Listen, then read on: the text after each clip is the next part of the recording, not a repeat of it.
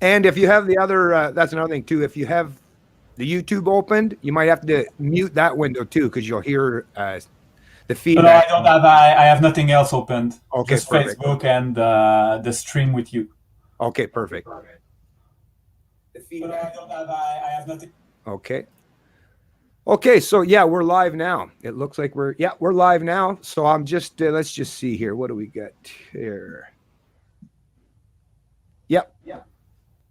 I still hear me in the background though. Hello? Hello. I can still no, I'm just mentioning to you, Manuel, I can still hear me in the background. So you must Okay. have well, usually what it is, either you have headphones plugged in or you can find a way to lower the volume on just so that was your mic volume that you dealt with first, but now this is going to be your speaker volume so that I can't hear myself. It's not too bad actually. I think you'll be okay the way it is. It'll be fine. Just I can I have a very cheap camera microphone. It's a little thing I bought, and it used to make the job. I recorded video myself, and oh it yeah. made the job. But I should invest in something better, like the nice thing you have. Well, it depends on how much you use it. If it's something you're only going to use once in a while, it doesn't matter. You look fine. Like the video looks fine and the Yeah. audio is okay. It was just a matter of messing with But the I would like to because I want to make more videos, and I had discussion with Tim Moen recently on wars and right. men's issues, and Yes. I think yes, I would like I want to do more. So Yes. And nowadays you can if you look out there, you can find you get a mic and a camera setup for less than a couple $100, really. no, If that's nothing. Yeah, it's not too bad. So it's pretty. Anyways, I just want to mention to the people who are in the chat. Let me just check and make sure that the stream is actually fully up and running. Yeah, okay, we got a few people in the chat already. So, anyways, thanks for everyone that has joined the stream so far. There will be more people be trickling in as we go along, and of course, they can always watch and catch up later if they're a little bit late today. But I just wanted to mention that I'm having this conversation today with Manuel Pasquale. Is it Pasquale? Pasquale. Pasquale. Okay, right on, right on. So, anyways, Manuel wanted to have a discussion with me, and kind of he alluded earlier. He already had this discussion with Tim Moen, leader of the Libertarian Party of Canada. But we're going to be talking about war today. And in particular, probably going to be referenced some of the past wars, World War I, World War II, and some of the big global conflicts, obviously. And then maybe, just talking or alluding to maybe some of the potential reasons that we may find ourselves in another potential conflict going forward. But at the very least, I understand where Manuel has come from. He mentioned to me in a message on my Canadian Libertarian Facebook page that he had to disagree with me on my stance in terms of war. Now, I will admit that there's going to be some nuance in this conversation because it's not exactly like me as a libertarian.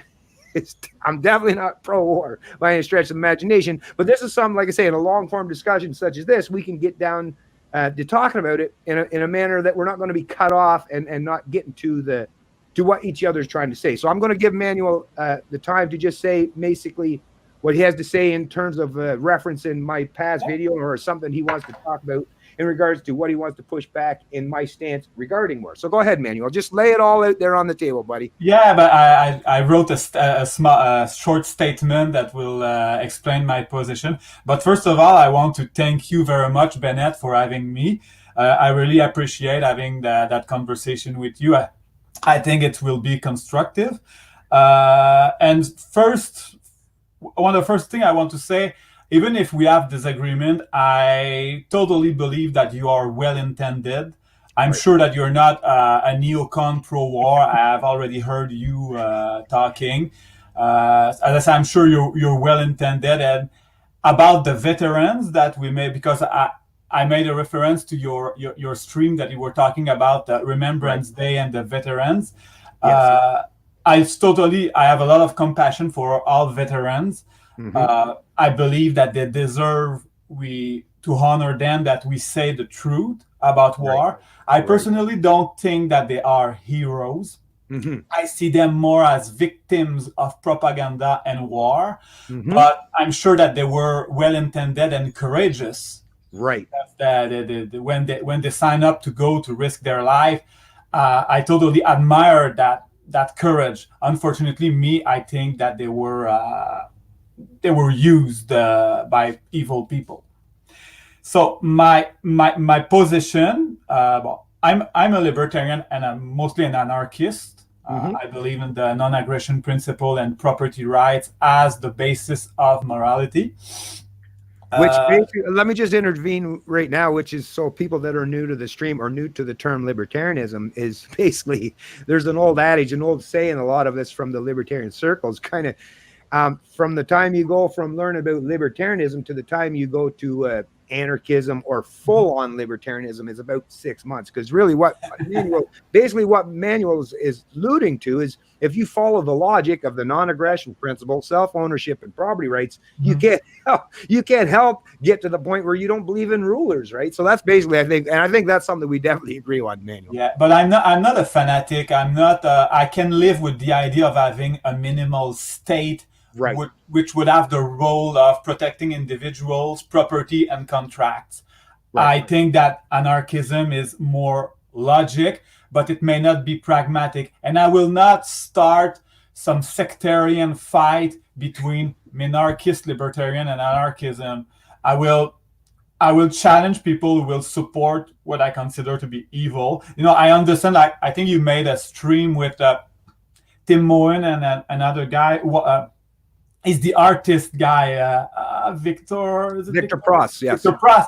And I think many of you were on the side that while we have a welfare state, we cannot have open border, and I understand that.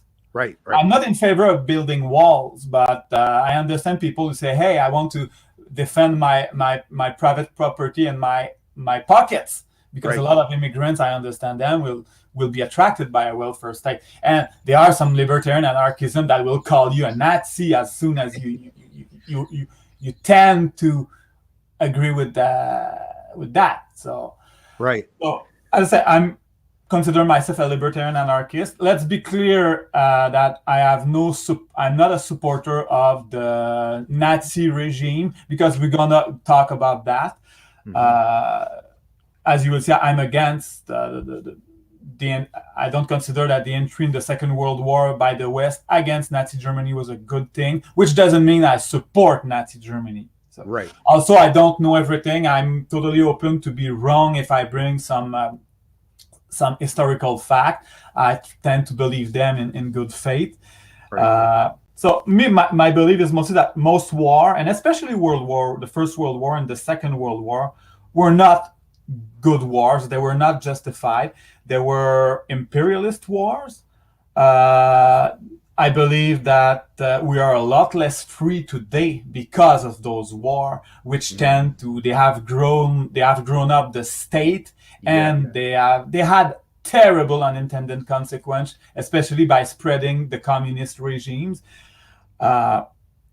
I also believe that wars are evil in the way they are done. If you want to have, for example, for the First World War and the Second World War, even a country like Canada, they had to impose tax, inflation, censorship, central planning, like in any communist regimes.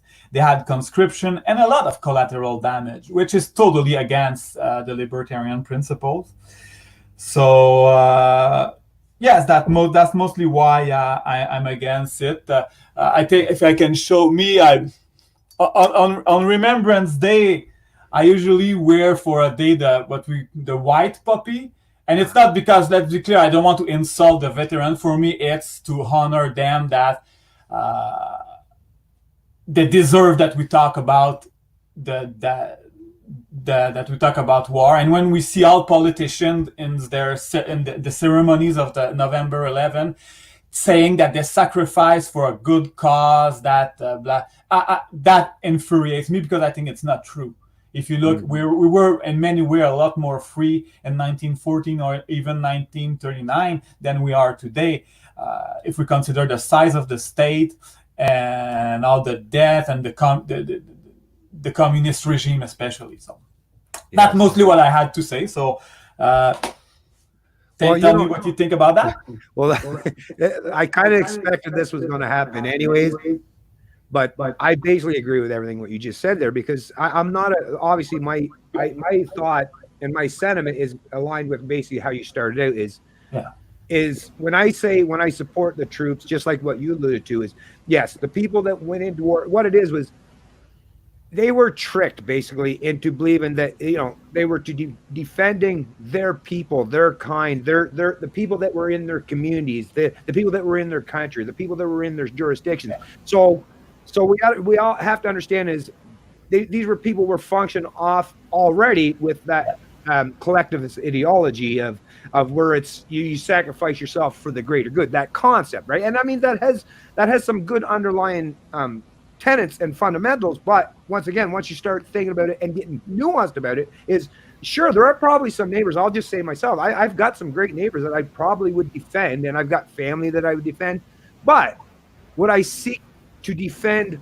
everyone in my country? No, actually, there's some really, really bad characters in this country. Yeah. This is the problem, like you're saying, with wars and conflicts, is it takes the individuality out of it, and it turns us into basically like almost like tribes, or it's like a team sport. And it's like even on your own team, there are people might be the worst people you would ever meet that are even on your own team or that live or reside in your own country. That's the problem with the state or this constant promotion of nationalism. Now, I'm a big proponent of protecting my backyard or my community, but like you were alluding to, is the people that went to war. Some of our ancestors are not necessarily fathers at this stage, so grandparents or great grandparents, but these people, the ones that did it because they were just indoctrinated into the religion, the cult of statism, and believed that they were doing it for proper benevolent reasons. Okay, I'll give them a pass because they were at least, even though, like you were alluding to earlier, what they really did at the end of the day is go kill people. They had no clue who these people were. They had, you just, your sergeant, your corporal, whoever the hell it was, just said, yeah, just go kill those people, right?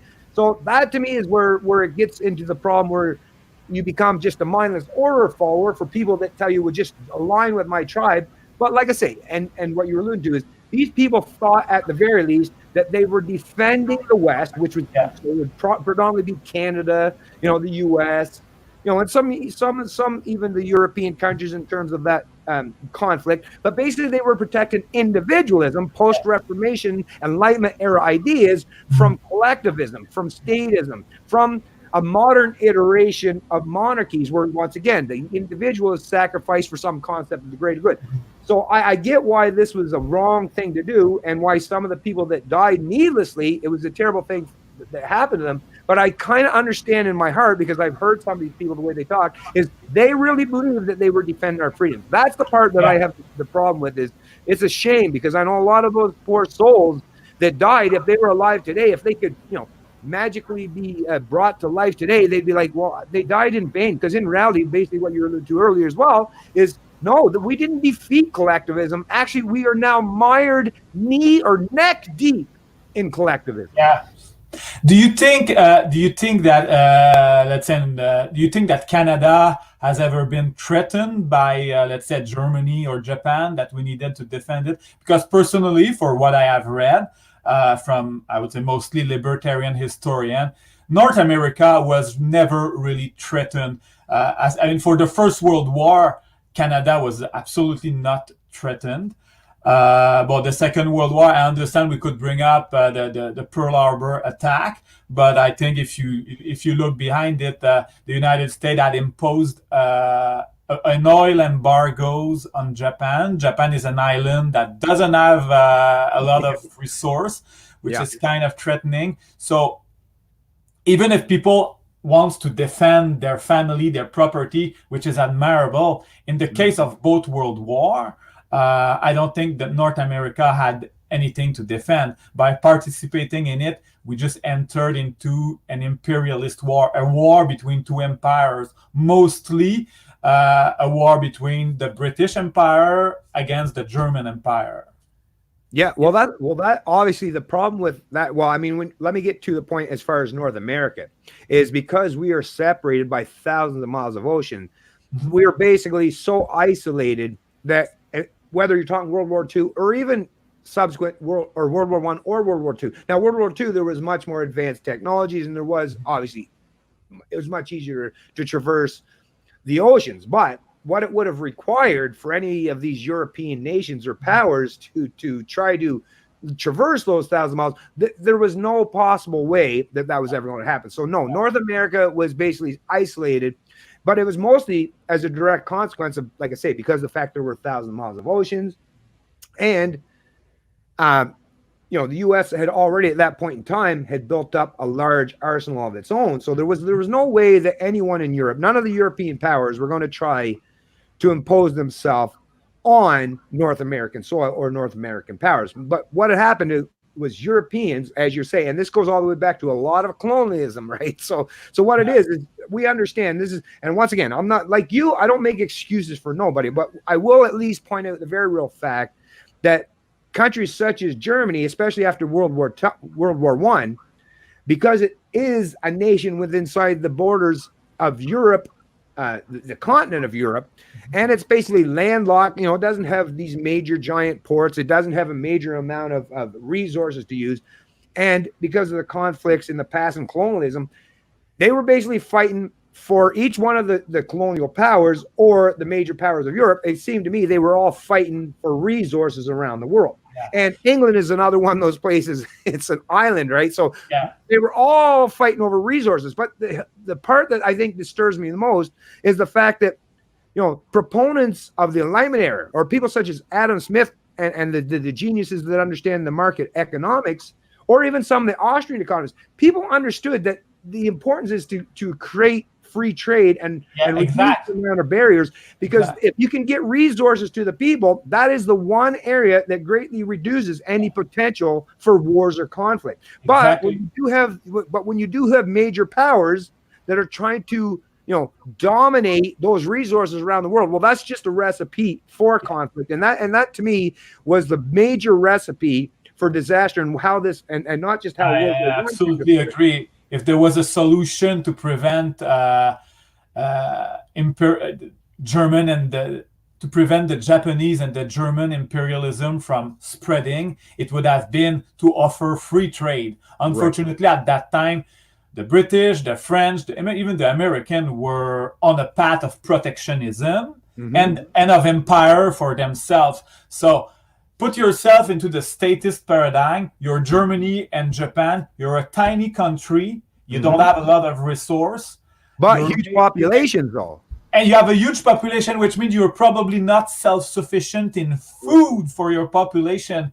And you're surrounded. For Germany, you're surrounded by all other European countries. You have Russia, which is probably, 50 times the size of Germany.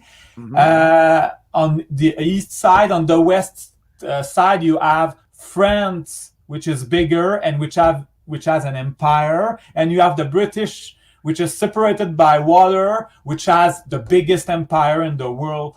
I don't want to support any evil that the Nazis or the Kaiser have done, but I understand that they would feel a lot more threatened by anyone else.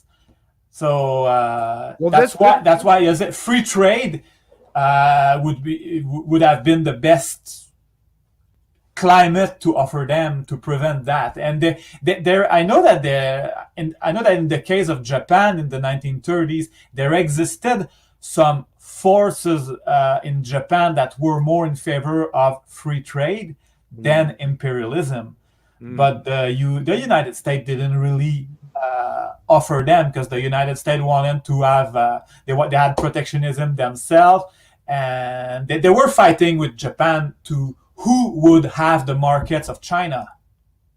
Yes. That's the definition of imperialism, when instead of a free market where every company can compete to offer the best service at the best price, when you have a state to which you can go, you can use the state to conquer with an army that is paid by the taxpayer, to conquer resource and market, and you can use the state to prevent competition. Yeah.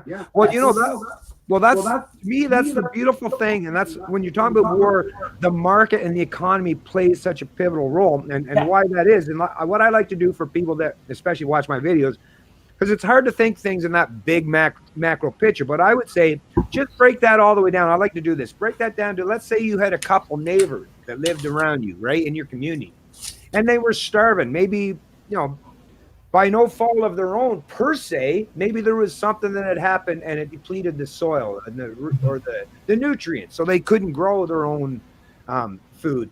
Now, it's not your obligation. I would say it's not my obligation, and nobody should have the right to steal if I have a nice green garden in my backyard.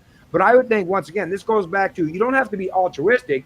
You can be all about benefiting yourself, right? Allowing that market to flourish. Now, me, in a proper market environment, or if I wanted to make sure that my neighbor wasn't, sneaking over late at night, stealing the vegetables out of my garden, what I would do is I would find a way to make it so that, hey, listen, you might not have fresh soil. I got some fresh soil here. I might be able to sell you some of my vegetables, but I bet there's something that this person has. Maybe they're good at Yes.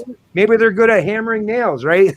Maybe they're good at building shacks or whatever it is. What I would do is, yes, I would make sure, because I would see there's a double beneficial factor to that. One, I'm going to greatly benefit myself because I probably have more food than I actually need. So I'll sacrifice a little bit of my food, because in reality it might even go to waste. But at the same time, I'm going to be a net recipient and a benefactor of what I'm going to get on the other side of that transaction. And the extra layer of goodness that comes out of that is the fact that my neighbors are no longer going to feel that they feel the need to come infringe on my property rights or steal from my garden. To me, that's the beauty of the free market. And people, that's the thing that I think disturbs me the most today. But if you look, go ahead. Sorry, Manuel. If you look after 1945, did Japan and Germany had a good share in the world markets when there were?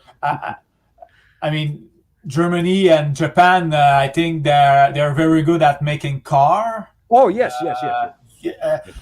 So if you look, because I think the basic reason of the both world war were, it was imperialism. It was a fight for the controls of markets and colony. Especially, I would say the country I would blame the most for the two world war would be Britain, the British Empire. They had the biggest empire, but they were afraid to lose it, and they were afraid that Germany would take a share of the market they wanted to dominate, and they went to war for that. But war is a government program, and like most government program, it didn't work, because the First World War, what did it do? First, it led to the spread of communism in Russia and in parts of Europe. It also led to the rise of fascism in Italy and Germany. It also led to the 1929 crash, because during the war, there was a central bank printing money. In the U.S., it created a boom for food.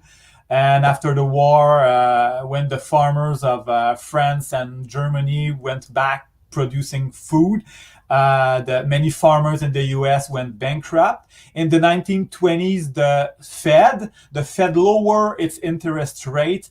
Apparently, it was to help Britain to get back on the gold standard. And the arch evil, stupid guy known as Winston Churchill at the time was the chancellor of the exchequer, which is kind of the minister of finance in Britain. And he said that he wanted the British pound to look great, so he put back the British pound on the gold standard at the same ratio before the war, causing a total havoc in the economy. But he got help from the Federal Reserve that lowered its interest rate to help the pound look great. So what lowering interest rate caused in the US? It's caused a stock market bubble. So it's all that it caused. After that, during the crisis, there were protectionism. And because of the Versailles Treaty that was unfair to Germany, I think the Nazis were right wanting to get rid of the Versailles Treaty and to reunite the German people that were separated by the Versailles Treaty. So then came the Second World War. Again, the Second World War was fought for what? Because it was imperialism again from the side from Britain, because it's Britain who declared war to Germany.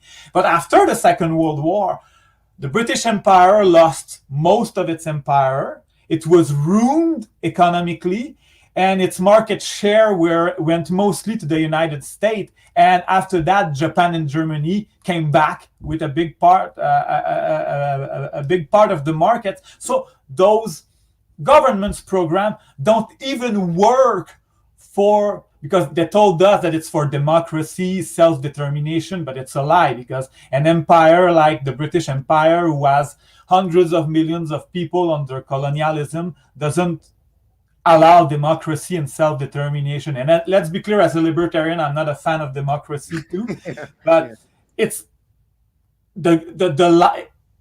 They lied saying it was that good cause, which is not really a good cause, but the real cause that was to defend their empire and their market share, it didn't even work, because they totally lost their empire after the Second World War. Most of the British Empire, there were colonial war where people wanted to get their independence, but they didn't choose a very good system, because most people that live in the third world under colonialism, what did they choose as a system to free them? They choose mostly communism or socialism, which kept them poor for a long time. So government's program just don't work, whether it's the war on empire against so-called evil dictator, whether it's the war on poverty, like the welfare state, or the war on drugs. It doesn't work. It just creates worse problem, and billions of dollars are wasted and millions of lives are destroyed. Oh yeah. Well, if you contemplate and consider whether it's World War II or even some of the modern conflicts today, in terms of invasions of Iraq or Libya, I mean, the amount of money and human life and injury that has been spent, it could have been better served. I mean, think about what you could have provided. And the founding fathers of the U.S. were the ones that were wise enough to realize, don't get involved in foreign conflicts. Exactly. Trade. Even some of these people that you don't necessarily agree with and how they want to run their country. Well, it's up to the domestic people in a particular jurisdiction in their country. That's up to you to deal with your own, authorities per se.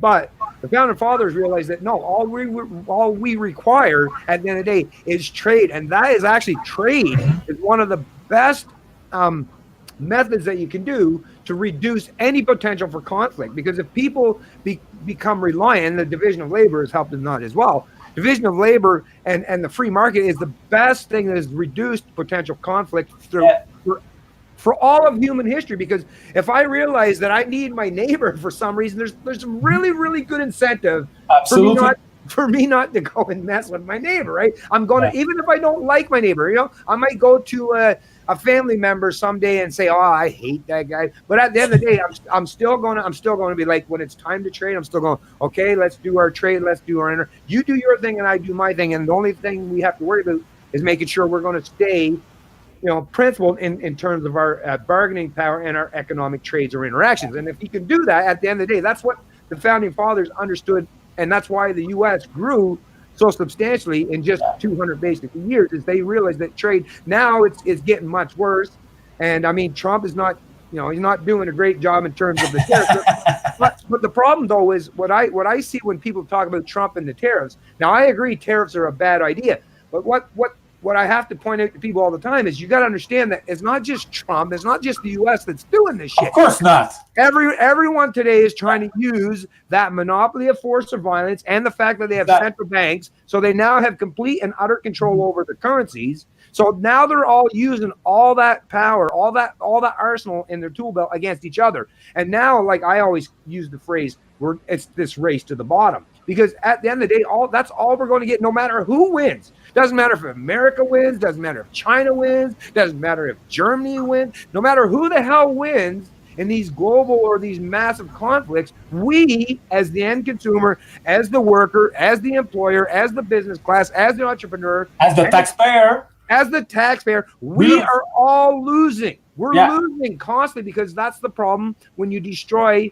the ability for people to use trade as a means to level the playing field in terms of not escalate war and conflict. But anyways, Manuel, that's something that's driven me crazy for so long, and Ron Paul is one of the few people that back in the day. Oh, I love Ron Paul, I think. Yeah, he's a great guy. He was one of those few people that was talking about these things, and he understood it intrinsically. And I watched with bated breath every time he would talk about these things, and every time something came out of his mouth, it's like, man, that just makes so much sense. It just resonated with me. Of course this is what's causing all of these problems. But what it is today is people are willing to fall into that tribalism, that statism. And what happened, I mean, because of those global wars, right? I mean, that did pump up the nationalism, did pump up the global or the statism, because people, I mean, humans, we just instinctively are tribal by nature, because that's how we would have been hundreds of thousands of years ago. That's how we thrived and survived, right?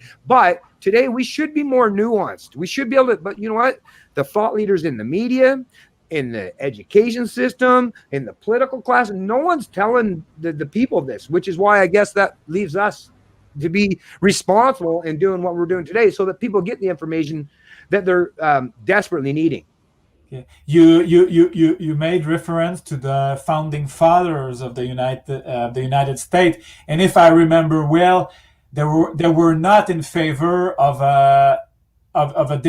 democracy, of the idea of universal suffrage. I think that in Canada, up until the First World War, if you to have the right to vote, you needed to pay tax. Right. Because if we cannot achieve the ideal of anarcho-capitalism or voluntarism, and we need a minimal state, the idea that everyone should have the right to vote doesn't work, because there's always a big group of people that will vote to steal the property of others. And it's in every election we see it. And in the last Canadian election, I knew that you were supporting Maxime Bernier. I met Maxime a few times. He's a nice person. He's still a politician. I have many disagreements with him.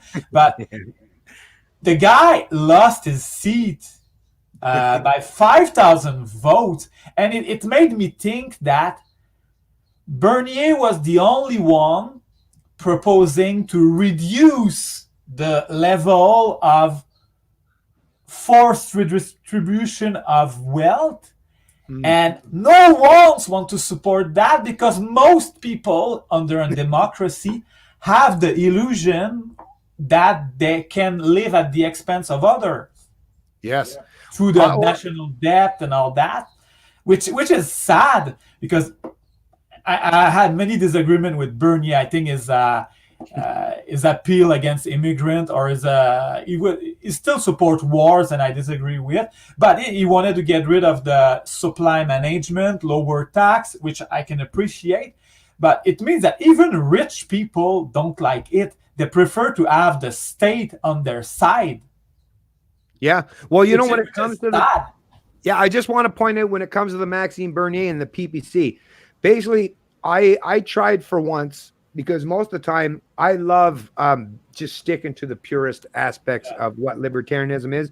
But what I found out early on is sometimes you have to be willing to move a little bit, if it means, just like you were saying earlier, as far as like anarchists or limited government libertarians.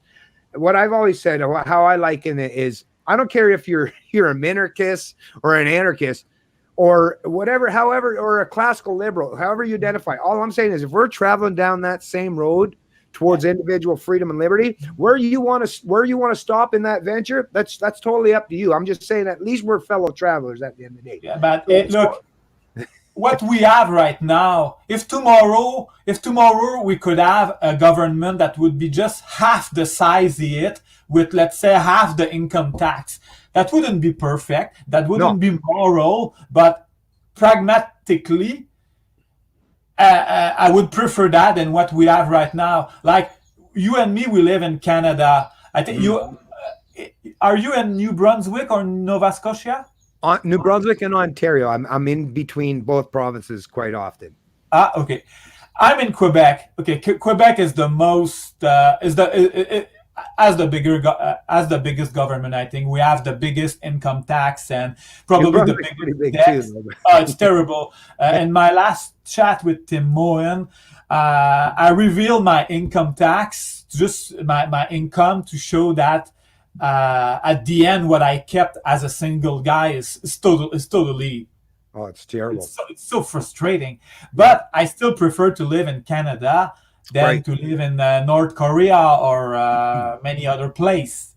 Yeah. Well, I just wanted to just give me a sec here. I just want to basically so the people who are watching this video, the main reason why I even support the BBC, once again, I'm not a fan of politics, never have been. I still am a firm believer it's downstream culture. But hey, I want to be pragmatic like everyone else. Let's give it a shot because, like I say, at the very least, because I realize, by me trying to tell Canadians that, I can't even get them close. I mean, even after all these years, I'm only at what, 7,000 or some subscribers. So even after all the work and effort I put in, very minimal in terms of how much growth I've seen. So I was like, well, let me be pragmatic. Let me try a different approach and see if I can't get more Canadians to at least start thinking about these things. Because historically, like that's what we really require, because people aren't going to pivot on a dime. We need to at least have people. So I will say, even though we didn't gain anything in terms of politics, and Maxime, like you said, lost the seat, at the very least, I can say in Canada, I have never seen the word libertarian thrown around so many times. Exact. Right. So if that's all I gain out of this, well, at least it's something. It's a small benefit. Anyways, back to what you were saying earlier in terms of the democracy thing. I shared this on my Facebook page and it got quite a bit of traction. It's actually almost 7,000 reach and 800 in terms of engagements. But it's a very, very important quote by Alexander Fraser Tyler. And I just want to read it for the folks who are watching this video because it's a lot of people said, yeah, it very much resonates with our current situation today. Well, it just goes to show you that there's nothing new under the sun, folks. This ain't the first go around in terms of trying to break free out of this top-down authoritarianism or collectivism. So here it goes. A democracy cannot exist as a permanent form of government. It can only exist until the voters discover that they can vote themselves largesse from the public treasury. From that moment on, the majority always votes for the candidates promising the most benefits from the public treasury, with the result that a democracy always collapses over loose fiscal policy, always followed by a dictatorship. The average age of the world's greatest civilizations has been 200 years. These nations have progressed through this sequence from bondage to spiritual faith, from spiritual faith to great courage, from courage to liberty, from liberty to abundance, from abundance to selfishness, from selfishness to apathy, and from apathy to dependence, from dependence back into bondage. So think about that, folks. This is kind of does this not sound like the kind of current environment that we're living today? Which is why people like myself and Manuel are so desperate to try to educate and inform people. We know what the potential, we know how this plays out. If we don't, you're gonna have to send me this quote, please, because I'm gonna want to share it on Facebook. It's so accurate. Yeah, yes, it's excellent. But anyways, go ahead there, man. Like I said, I just want to read that because I know this kind of stuff happens and it's happened throughout history. And the onus is on us. It's not going to play out the exact same way, but we have to at least do our best to educate and inform each other and show the fact that we can lead by example. Because if we don't do that at the end of the day, well, things can get really, really perilous fairly quick. I'm kind of afraid that the current system we have will end badly. People like us, we only can, I think, try to forecast what will happen and try to protect ourselves and our family. Maybe by not living in the center of a city when the shit will hit the fan or something like that. That's the last place I'd want to be. We talk about democracy and war. You know that the universal suffrage, right, I think in Canada, came about with the First World War because I think the women's right to vote came with the First World War. The first women that earned the right to vote in Canada were I think, correct me if I'm wrong, but I think it's that. It was the wives of the soldiers that were at war. Yeah, So, I'm not and 100% also sure. Yeah, go ahead. often the first recipients of welfareism, it's also the military that goes to war, and after the war, some leftist politician will want to spread those benefits to anyone. Yeah, Wars have terrible unintended consequences. I like to portray, for example, World War II. World War II spread communism in to half of Europe by helping Stalin.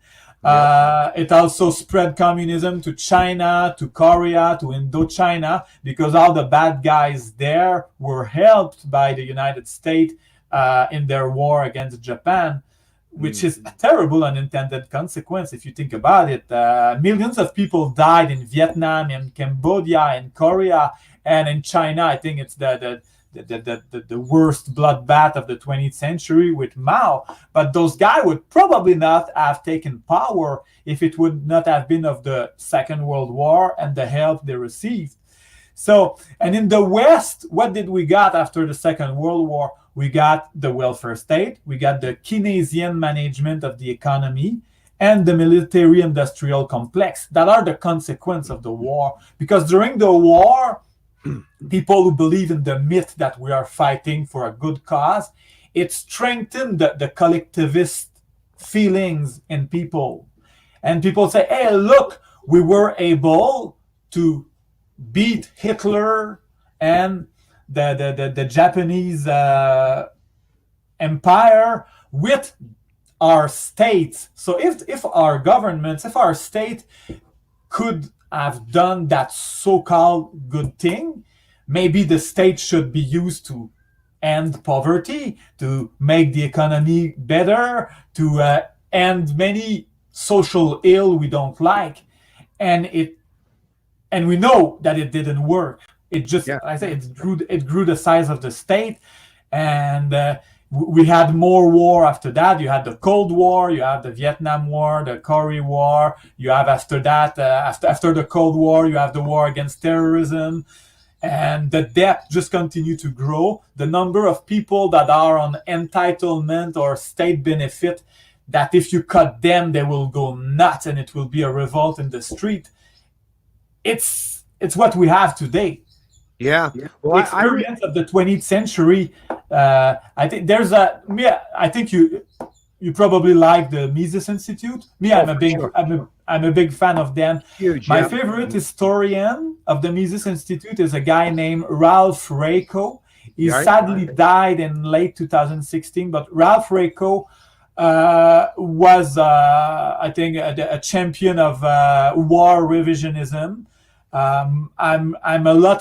I inspired myself a lot from that guy. And he talks a lot. He said the 20th century is the century of the state. Yeah. Well, that was a century after the Reformation, right? When people were looking, when secularism was coming and atheism was coming to the forefront, where people were pivoting further and further away from the religious institution of the past. And I'll admit there's some failures from the religious institution, and that's the onus is on them from making people pivot away from that. But I just want to get back to when you were saying in terms of the welfare state, and especially subsequent to World War II. Actually, I would say the first aspect goes all the way back to World War I in terms of making the people of Europe and the people of North America, comfortable with allowing central planners to have access and control over their income, which was actually World War I. Because in Canada, it was in 1917 when the temporary, or was it? 1917, the temporary war. Temporary.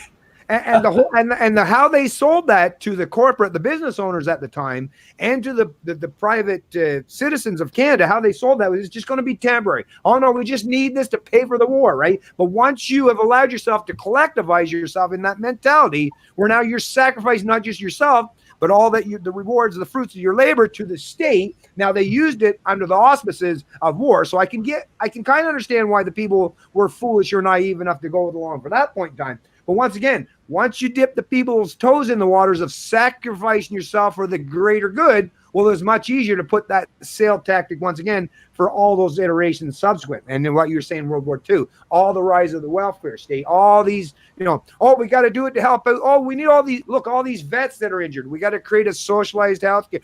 There's just so many excuses that you can use, right, to collectivize. Now, I'm a compassionate person. I'm sure you are, Manuel, too. Yes. To me, though, you can't claim benevolence if you're using theft as the ultimate means to end. To me, if you're a benevolent person, if you care about, if I help a war vet out, I want to do that because I chose to do it myself. I don't, if somebody put the gun to my head and said, you put fucking $10 in his guitar case, man, am I going to feel like I've done anything good? No. Matter of fact, I might feel resentful towards that person, even though that person themselves didn't do anything, but because someone has basically proverbially put the gun to my head to make me pay for these people, now I kind of have a sense of resentment. Whereas prior to that point, I was compassionate. I had benevolence. I had beliefs that, oh, this person is desperately in need of help. Maybe I should help them. And that would give me a sense of a better feeling where, hey, I've not only have I helped them, but I've probably helped society probably. But the voluntary interaction was the only thing that mattered. But the minute someone imposes their will or forces me to help someone, now it's just a matter of, oh, there's a big giant pot. That's what we're seeing today. Now there's a big giant pot called the residual or the effects of the welfare state. And now it's just who the hell can gain power to take as much of that as they possibly can. To me, that's the worst thing. To me, I'm saying let's take away that big giant pot and I'll place it back in the hands of each and every sovereign individual. And that way I will know at the very least that it's going where they want it to go. The fact that government's plundering our income to pay for not just wars. I mean, how many trillions of dollars now? Think about U.S. and that's going to be caused. That kind of cost and that imposition is going to come and trickle through to Canada too, because we got to pay for our part of the cost in terms of the NATO alliance. But there's trillions of dollars just in that conflict in Iraq alone. And look at what they said. It was six trillion. The wars in Afghanistan and Iraq since 2001 are estimated to over 6 trillion, because you have to take in account all the pensions to the veterans in that. I think George Bush had said it would cost between 50 and 100 billion. So we are at 60 times what it should have cost. Have you ever heard that in 2010, there was a woman, she was a widow, and she received before she died, the last payment of a past war. Do you know which war it was in 2010? For which war the US government was still paying in 2010? Korean, maybe? No? No, because today there are still people receiving payment for World War II. Really? Oh, yeah. Well, yeah, I suppose. Yeah, there's still a few. Yeah, I guess there's some. Okay. Still. In 2010, there was a woman. She was over 100 years old, okay? Right. When she was young, she married an old guy. Yeah. The guy, when he was 15 years old, in 1865, was a veteran of the Civil War. Oh. So in 2010, 150 years later, the US government was still paying a pension to a widow of a former Civil War of 1865 veteran. That's just crazy. It's pretty insane stuff when you think about it, really, right? It's just that's the thing that people don't take into account. And when people are talking about money and economics, money is not just people. When people say money is the root of all evil, money, Of course not. proper money, is just an extension of your value, of your labor, of what you bring. When people say that and they talk so negatively about money, and as if it's just meaningless. No, listen, as someone that has worked my whole life since I was 15 years old, money plays a key and crucial role, right? My neighbor don't necessarily want to trade a goat, for some cabbage or rutabaga, right? Like I need money. Money is something that we need as a means to transact. It's an element of civilization that is absolutely necessary. But if people want to exchange and barter, it's okay. The problem with money, It's not money itself. It's when you steal money or when the government has a monopoly on it and can dilute its value through inflation. Right. That's why central bank are. Yeah. Sorry, man. I just got to cut you off real quick there. Sorry. The only reason why is because I see there's a couple super chats and I don't like, and anyone's willing to donate to the channel. Not only do I appreciate it, but I'm going to make sure I give them a shout out. So, of course. And I want to hear from them. I would be happy to exchange, to answer questions from those people. Excellent. Well, I'm glad you said that, because we can start actually doing that now, because I think we've covered it pretty good. And like I said, anytime you ever want to have a chat like this, I love talking about this stuff, because I kind of figured even before we started that we would probably end up agreeing. I'm glad to see that we agree. So as I said, for me, if I had a disagreement into which I interpreted, I knew you were well intended. Yeah, well, that's what I mean. And what I always recognize is I'm trying to appeal to different audiences, right? I don't really now at this current junction, I don't necessarily try to appeal to like the libertarians that are in the know, such as yourself, because you're already smart enough as it is. So I try to appeal, which is why I kind of do. I can probably come across some people as being a little bit statist, but no, what it is I'm just trying to appeal to people who are in that mindset of statism. Try to, don't go full on libertarian with them, right? Because it might turn them against me. Just of course. Kind of, that's all I really try to do at the end of the day. Is just who's my audience. And in Canada, we have an audience that a lot of people just don't understand these things. If they were born and raised in America, I would talk to them in a different way, because they have a totally different understanding and grasp on liberty. But anyways, let me get back to these chats. So Greg, so actually he just donated, that's weird, 99 cents. Thanks though. Anyways, he didn't leave anything there, but then we have Greg Solar. Oh, okay. So there's another one here. Great Canadian showman. So no question, just a comment, I guess. So, well, thank you very much. I appreciate it. And I'm really happy to have Manuel with me today. Me and Manuel, we've talked just back and forth in terms of messages and on our social media pages a little bit in the past. But this is my first time to have a really good chat with Manuel. And I'm glad, because like I say, people that identify as libertarians, to me, as soon as you identify as a libertarian or even a classical liberal, as far as that goes, I know that chances are we might have some nuanced disagreements, but chances are, like I say, we're fellow travelers.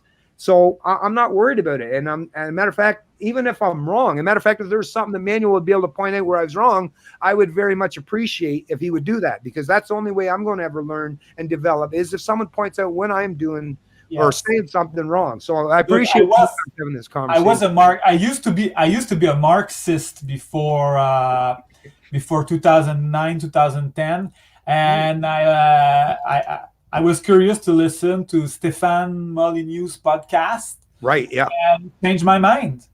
Oh yeah, Stefan. And I'm happy that it changed my mind, because it's not only about philosophy, about psychology. The guy helped me. I don't always agree with what he says now, but I still think that he's a big positive for freedom. So I was happy that he was able to show me that I was wrong on believing in socialism.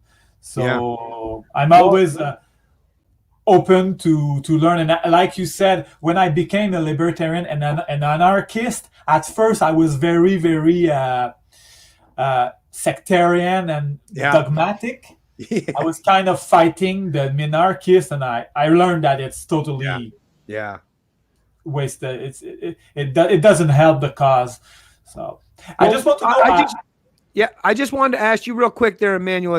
But you go ahead, and so you don't forget about what you're going to say. You go ahead there, man. I just want to know if you understand me well, because I have a French accent. Oh no, yeah, 100%. I'm from New Brunswick, man. So yeah, but you haven't. You don't. I don't hear an accent. No, I don't have one, but when I'm out, so in my community, how New Brunswick is all the middle part of it is all English. So yeah, we don't have any accent whatsoever. But on the entire perimeter, there's a lot of French people, and I hang out with a lot of different people from all different places, and especially up on the Acadie, up in the northeast part of New Brunswick, they speak kind of French and English both. So it's like always, but I'm so used to hearing it. Same with Newfoundlanders. Like I've hung out with a lot of Newfoundlanders in my life. Some people, I live like in Ontario, some people are like, I don't even know how you can understand the way those guys talk. Well, it's just, I've been around it my whole life. So because when I re-listen my conversation I had with people like you or Tim Moyen, Sometimes I don't like my own French accent, and some women told me that I had a delightful accent, which is very pleasant to hear. Nice. There was there was a guy from my last chat with Tim Moen that said that he had a very difficult time to understand me. And well, let me just say, Manuel, I'm just going to say this as an English-speaking Canadian, and I'm only an English-speaking Canadian, is I bow to people like yourself that have actually learned two languages, because that's something I actually should have done maybe earlier on, but because, like I say, in my community and where I grew up in, it was so, like I say, it's so segregated for the most part from the French portions of our province, is I never really had no need or necessity. But I tell you, I have a tremendous amount of respect for people that do take the time to learn two languages. And the fact that you're even worried about it, it's like, shit, you're already probably proficient in your own language. I'm just glad that I can even understand a few words. So no, thank you. I also learned German. Great. German, but I'm not as proficient because there is almost nobody to speak it with.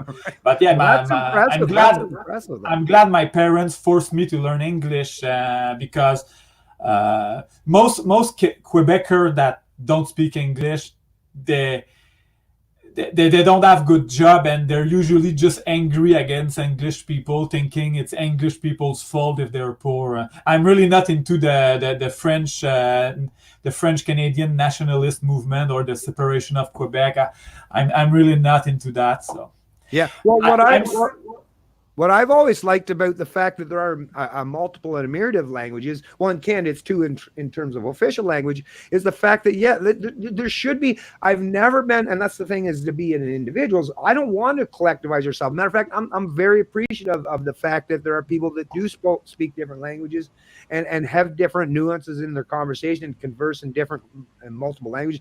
To me, it's not a matter of, now, when it comes to the universality, if we're going to obviously converse, I'm very appreciative that you have learned my English language, because the only way we can converse is by one of us at least learn the other person's language. Now, you have actually taken the onus of that, but the fact that you recognize that because you do live in Canada, it is a country that's predominantly, Anglo-Saxon. Now there is the French part of it, but I mean, if you like, if I move to, let's say, India, there's lots of different dialects, but I mean, you're probably going to want to learn whatever the strongest language that is dominant in whatever country that just makes sense, right? Even if there's areas that you might be able to congregate to where people speak a different dialect or a different language.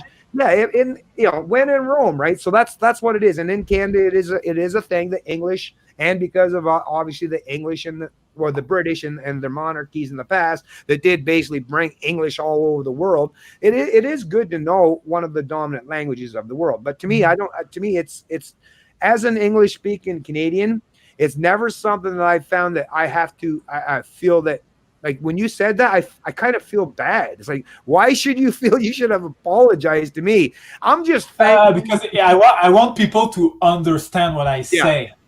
Yes, no, and trust me, you do. You're very articulate, and you're very clear, and you're very concise. So don't even worry about that, Manuel, man, because you're an excellent speaker of the language. Okay. Yeah. I look at the people in the chat, and there is a word that came out often. It will be controversial, but I'm not afraid to talk about it. Okay. A lot of people talk about Jews. Would you like that? Yeah. I'm a libertarian anarchist. I believe in the respect of the individual. I'm just looking at some of the comments. Sorry, I saw it. It distracted me. Sorry. I'm not hating the Jews. I'm not a Holocaust denier. I know that Jews are. I think it's true that Jews are overwhelmingly represented in the communist movement of the Soviet. Were overwhelmingly represented in the members that were leading the Soviet Union. Right. Me, if I can say what I think is that, okay, Jews, I think they are ethnocentric because of their religion and all that. Right. By itself, it's not a moral problem. Okay, the problem for me will always be the state. When there is a state, if you have a group of people that are ethnocentric, like I think some Jews are, not all. I know I have friends that are of Jewish origins that are atheists and that are anarchists, and they hate the state of Israel and they hate that. And it's not only Jews that can be ethnocentric; other people can be. So the problem is that when you have a state and you have groups that are ethnocentric, for example, in the 1930s, some Jews were probably ethnocentric in Germany. Maybe they controlled some key function of the state. And when that happens, other group, like let's say the Nazis were also some German ultra nationalists that were ethnocentric. You're gonna have those groups fighting to take control of the state. Because in philosophy, there's a difference between what I call morality and aesthetic. I don't like ethnocentrism on a aesthetic level, but in a free society, on the basis of private property, people that want to assemble and live among themselves for race, religions, they can do that. I'm not saying that I like that, but they should be allowed. Like if some white nationalists want to have their settlement in their corner, they should have. Yeah. So if the Jews want to have their settlement according to private property, I think it's even better, because in a world where there's a state, ethnic group will fight to get the state. Yeah. So exactly. my answers to those people who bring the Jewish question, my problem will be there's a state, there's a monopoly of power, there's a central bank, and if you have ethnocentric group, they will get into it. Well, the state represents whoever gains power.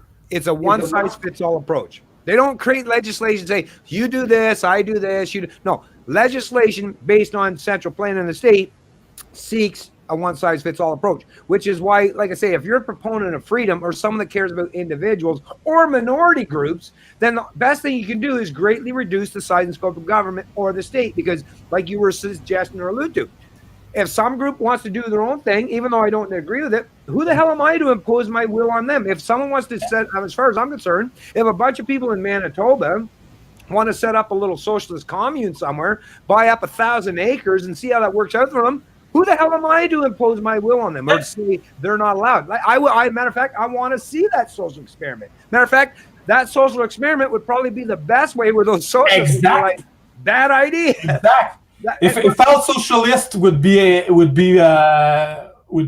want to do that among themselves, but unfortunately, a lot of socialist people are just jealous and envy, and they need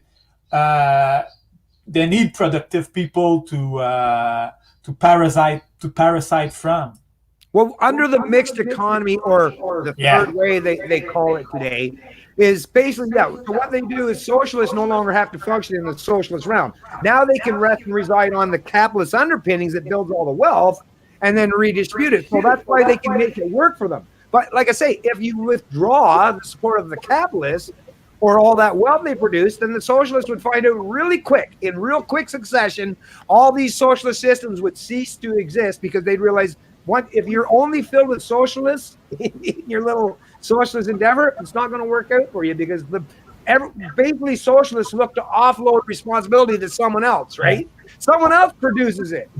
I'm saying the best way to prove the failure of socialism or collectivism or top-down authoritarianism is to give them their way. Just like my kids, just like the kids are like, if you think doing something's wrong, well, let them do it even worse, and they'll find, I don't want to do that again. It's just they have to learn cold hard lessons. But under the modern mixed system that we function under, which is why the socialists won't fight it, the fascists won't fight it. The fascists now they prefer to control things with more of a hands off. They don't want to think over the means of production, because they realize, if I send a bunch of loser communists to take over the means of production, it'll fail in quick succession. But the fascists realize, no, wait a minute. No, let's leave that person in control of the business or the corporation, but I'm going to tell them how to run it. So but I can read a comment from Rika, the hopeful voluntarist, and he said, "But they've got to seize the means of production from someone." That's the Marxist ideology. I know it. I mean, I have behind me some bookshelves with books of Marx, Lenin, Trotsky. That's what they said, because they consider that the capitalists have stolen the surplus value. But that's the thing. When people talk about capitalism, and this is the most important thing that I think we all can do, especially when we're talking to people, you don't have to bring more heightened conflict or elevate tensions. All I like to do, first and foremost, especially when I'm talking to people face to face, is, okay, before we're going to have this conversation, if we're going to have this conversation, so you're talking about capitalism, right? Well, let's look for what the defined meaning is. You don't get to make that up, and I don't get to make it up, because we need to understand there has to be an actual defined meaning for the words and terms we're using. So I'm saying I won't make it up. You don't get to make it up. Let's look to the dictionaries or historical fact and what this even means, right? And it's all out there.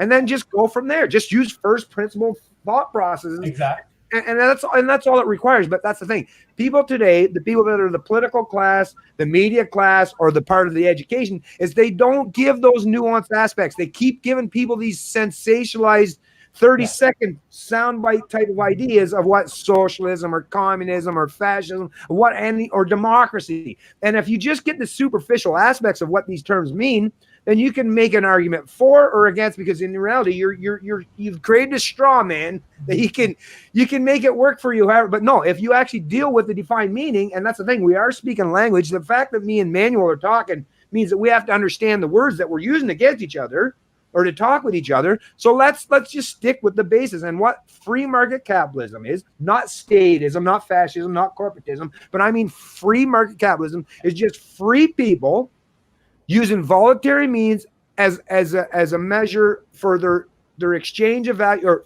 the retention of value, their measure of value, and a medium of exchange for that value. So all it is a voluntary mean. How we get to that point, I don't know. That's a beautiful thing.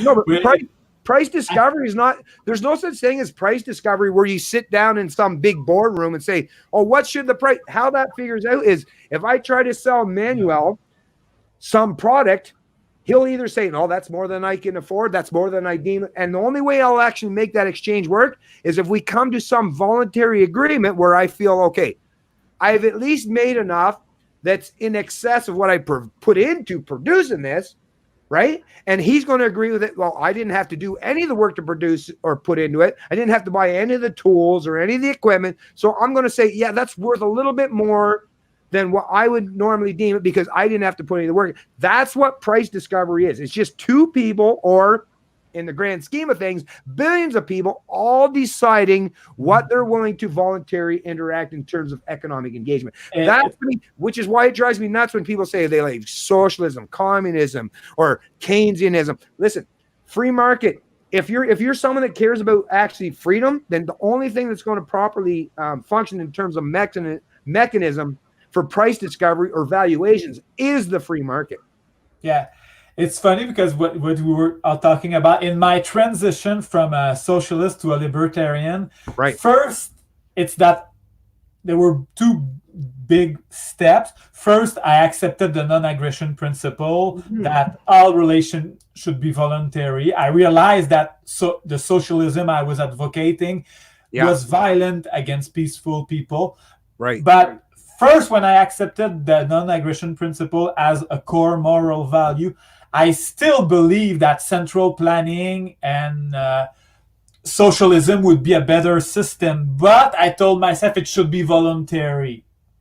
And then I realized what you just said, that all the problem that Ludwig von Mises really addressed well, that under socialism, but first you don't have any incentive to be good, to perform, to innovate.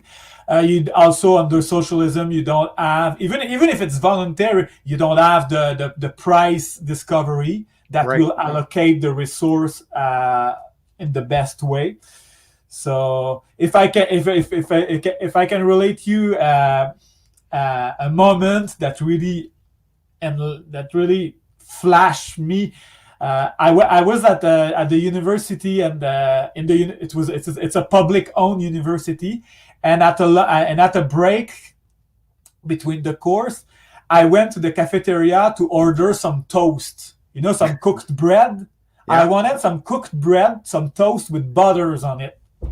Yeah. And it was 11 and 1 minute. And the woman who was unionized told me, sorry, we don't serve breakfast after 11. It was 11 and 1. And I looked behind her. She had a setup to make sandwich and club sandwich. So bread, butter, and all that. But I say, Madame, you have the bread and the butter is all behind you for your club sandwich. Can I just have some toast? No.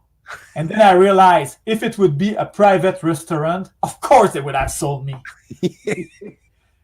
It was a kind of epiphany in the economic sense, the incentive things. Yeah. That for me, the socialism doesn't have that. Well, that's the beauty of the free market. Now, it doesn't work out perfectly in every scenario. There's always people that can always find outliers.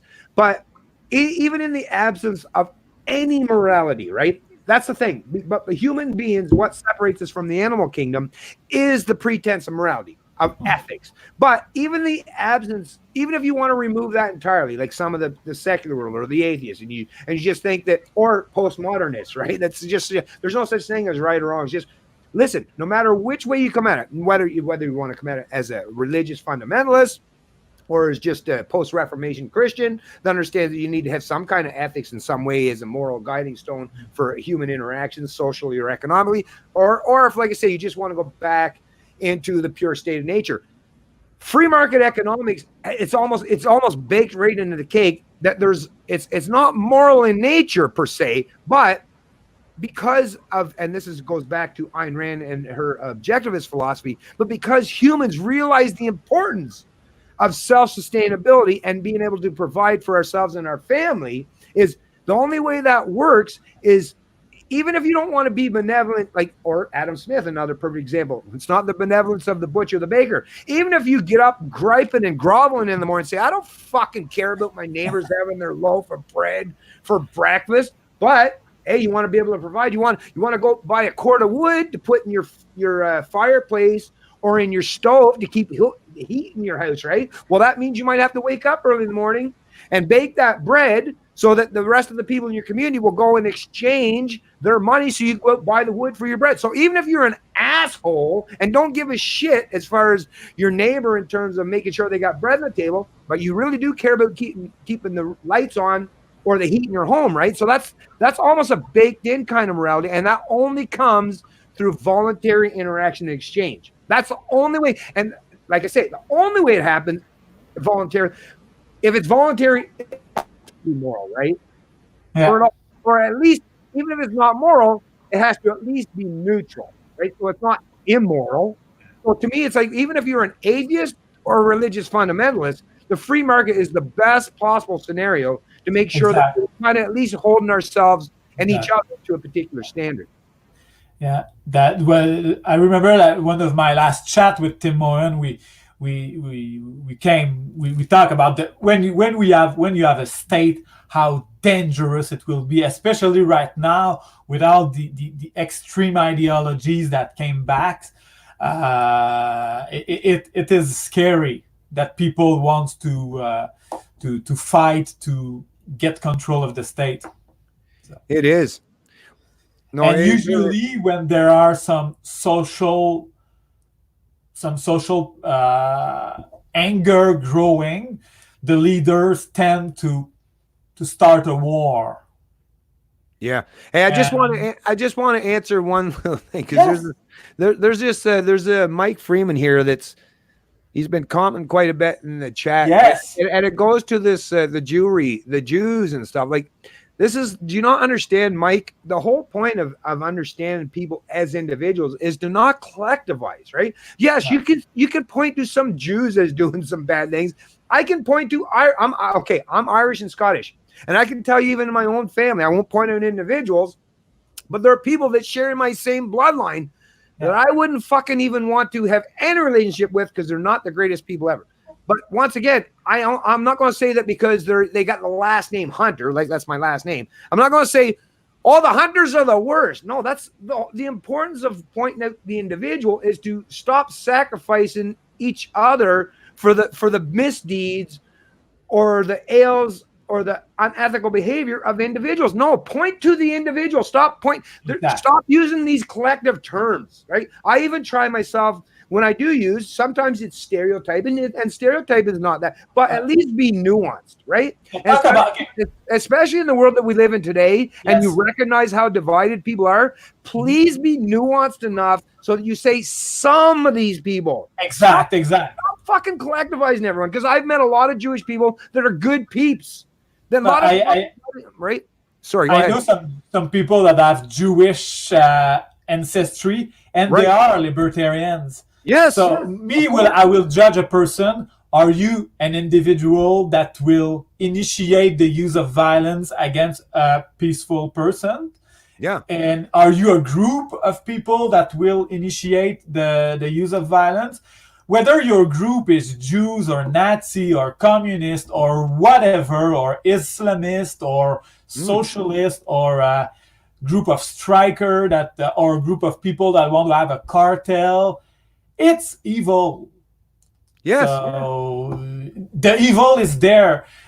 Being Jewish, at least I can find it's a silly religion like many things, but if they stay quiet in their private property and do their thing among themselves, I have no problem.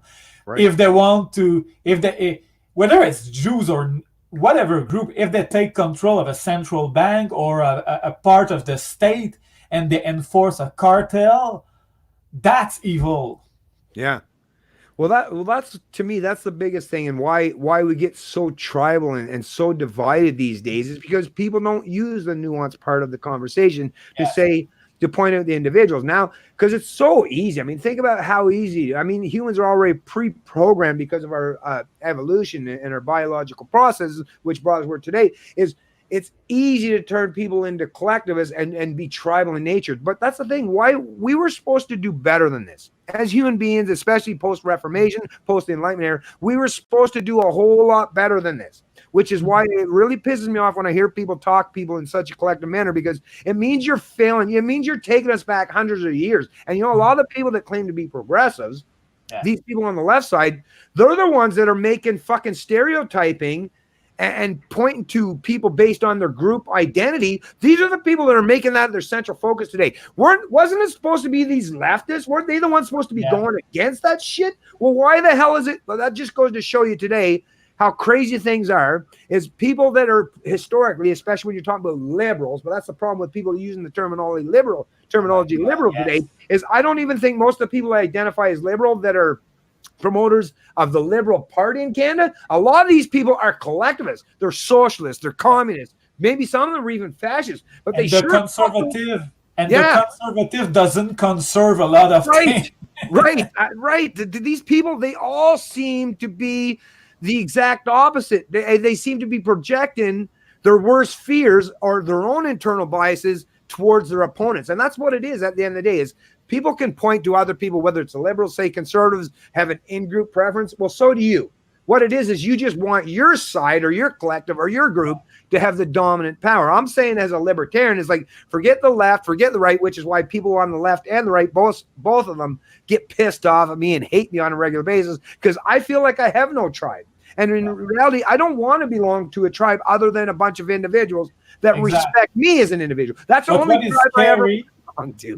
What is scary is that in the present world, where most people have some in-group preference, which is normal, right? It's normal.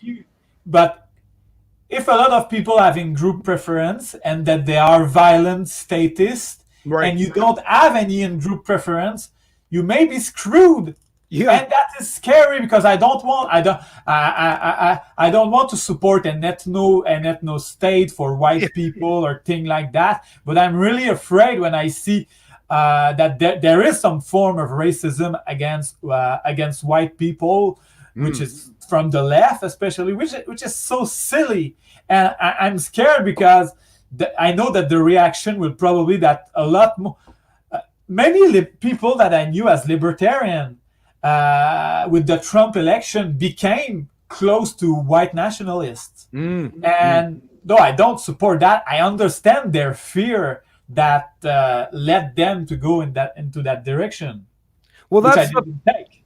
well, that's the problem, right? As a libertarian, you're someone. So what I imagine, and I'm kind of conjuring up a picture in my mind, right? So you imagine two warring factions lined up on the battlefield, right? So you got tens of thousands of soldiers on this side, tens of thousands. One has blue, one wears the blue flag, or flies the blue flag, one wears the red flag. And here we are as libertarians, a bunch of isolated individuals saying that both of you are fucking. We're the first ones. That's the thing. The problem with trying to step outside the bounds of collectivism is we're going to be the first targets, which is always the case, right? But it just doesn't at least show you that people like us must have a lot of fucking balls and a lot of courage. Right? Because we're willing to say that I'm not going to fall for any of your tribe. I'm going to try to stand here in the middle and say, both of you are fucking acting like idiots. Can we start to be a little bit reasonable? Now, chances are, I realize that's creates a potential where both sides is like, well, fuck this guy. Let's both screw him, right? But I'm saying that as libertarians, we are showing that we have the courage of our convictions. We have the ideas. And at the very least, if you don't want to keep the divide front and center in our Western cultures anymore, then you have to allow the people that want to have referee status or start talking, common sense, using reason and logic, at least give them the basis or a platform to like bring both sides together. And that's one thing I'm seeing as a failure today is, and I put this out on my social media pages. I want some Antifa people. I want some of these far right. I want them to come on my channel because I want to be able to talk to these people. But that's the thing. They all run to their respective corners. Yeah. And throw rhetoric towards people like myself, but in reality, I'm just saying that we got to figure. I'm sure that it would be possible to have a conversation with an Antifa. I know that, but that's the problem. I want to. Like, I've had a couple conversations with people in the past that like identify, but the ones that have identify as whether it's a trans or LGBTQ or even. The ones that end up talking to me are ones that just want their own individual sovereignty to be respected. And I have a few libertarian friends that are trans people, transgender, and I admire their courage because in their own community, they are totally ostracized because most of the transgender people are very leftist. But those two persons I refer to on my that are Facebook friends that I exchange with them often, especially one, that person is often always defending the basic libertarian principle of the individual. Yeah, if we can bring the subject of war back, and for sure. Could you imagine you and me, we would have been living during the First or the Second World War with our current values? We would not only have been rejected and ostracized, we could have been jailed, literally. and worse.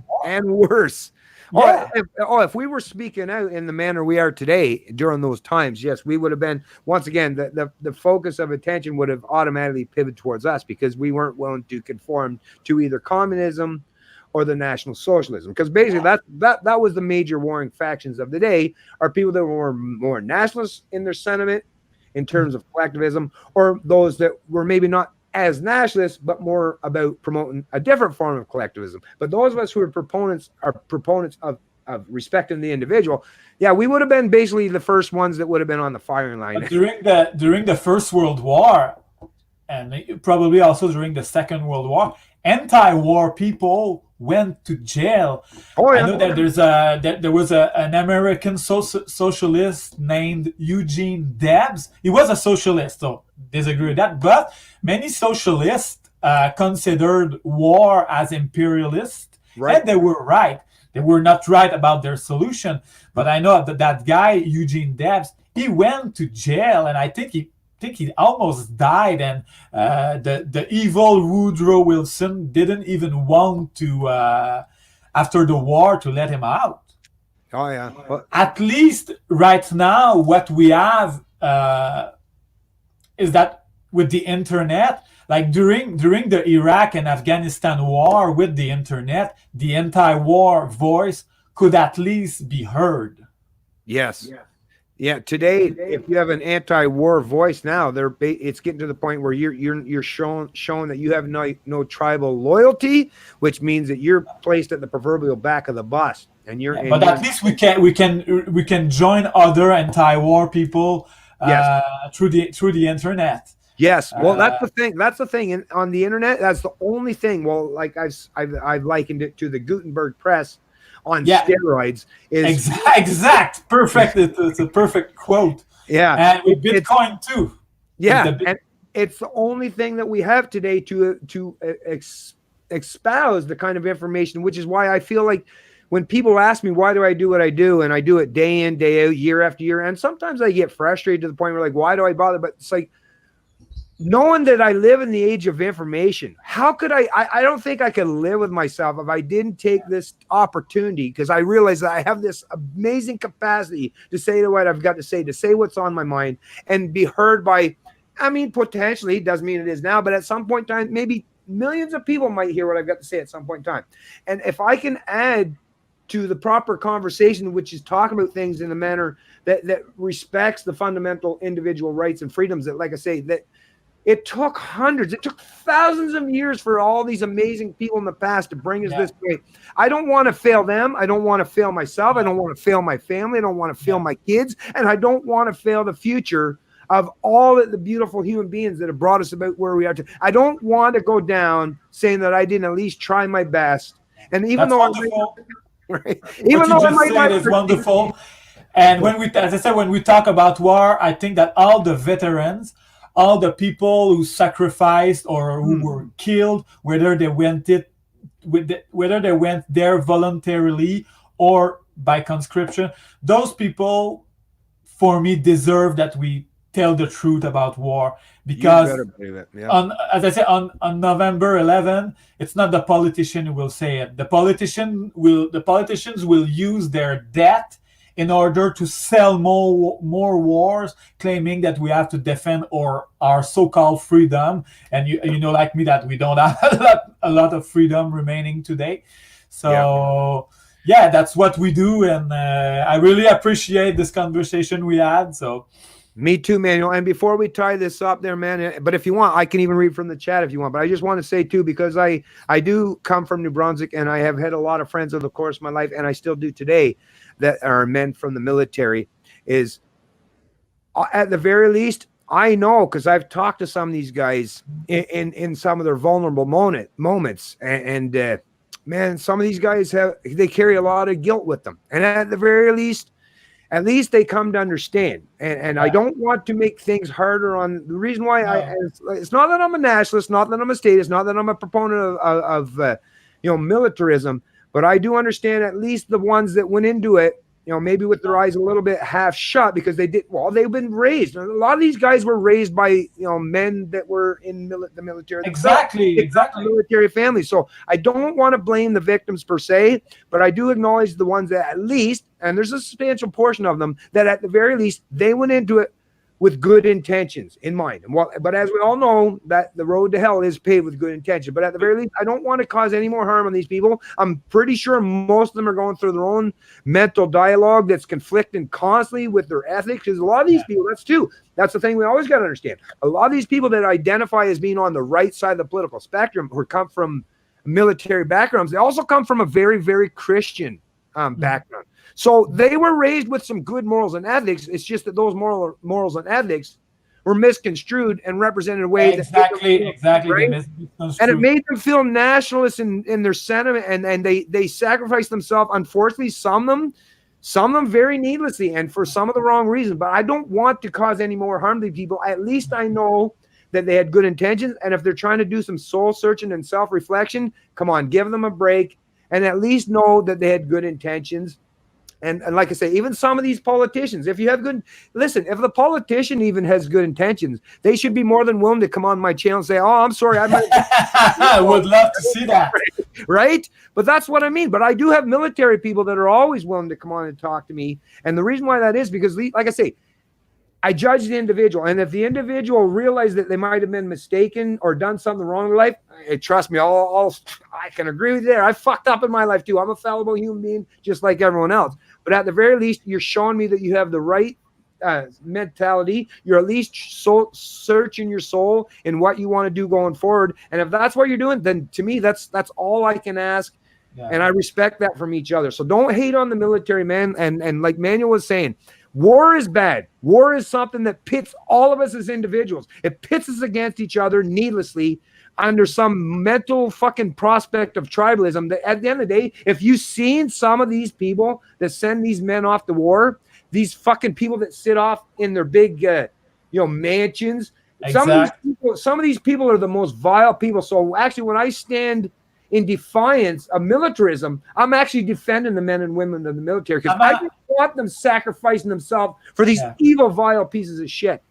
I heard that in the U.S., suicide is claiming more lives of military than the wars themselves, which is terribly sad.